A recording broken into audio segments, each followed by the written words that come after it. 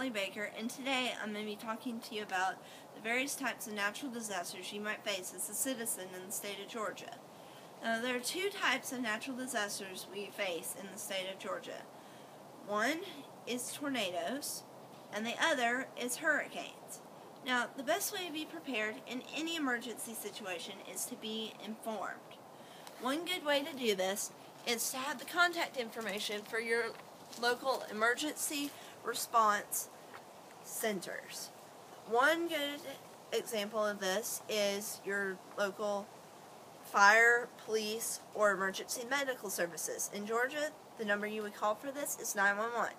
Another good example is the Georgia Department of Homeland Security, which you would call for, flooding or a terrorist attack or anything along those lines.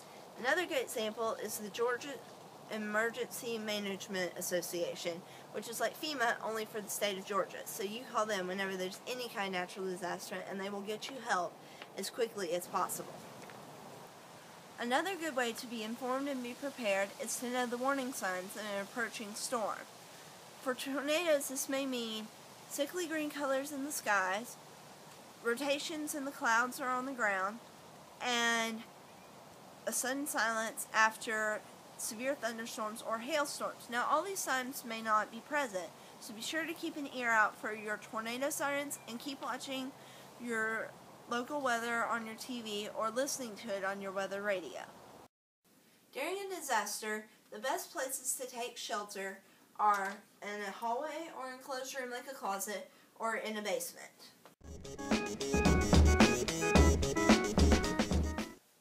Even when taking shelter in a basement or a closet, it's important to remember to stay away from all windows and doors.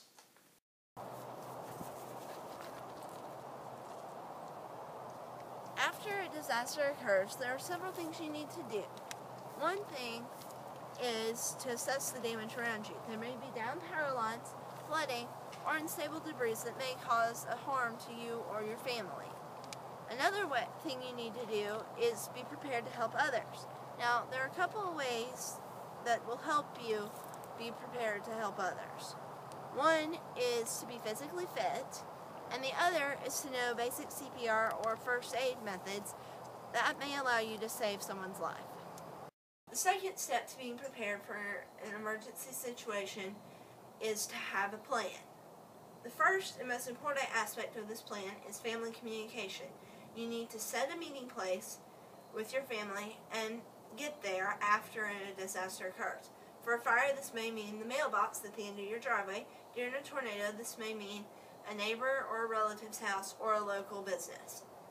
Also important is knowing how to safely get to your destination.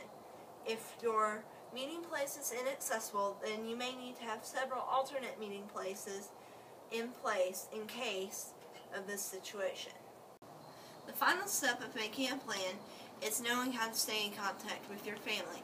Ideally, you would use your mobile phone, but as cell service may be unavailable after a disaster is struck and regular phones may be unavailable as well, you should try to use a neighbor's phone or get to the closest payphone as quickly as possible and let your family know you are safe. Alright, the last thing you have to do to be prepared for any emergency situation is to have your emergency kit prepared.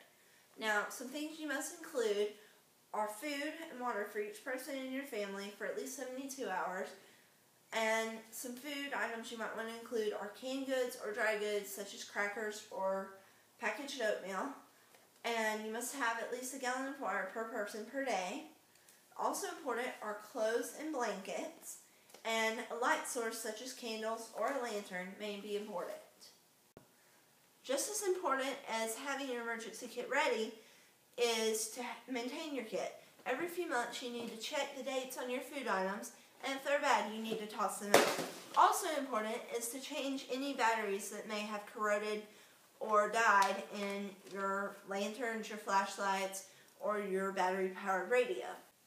Remember, even worse than not having an emergency kit is having an emergency kit that doesn't work for you.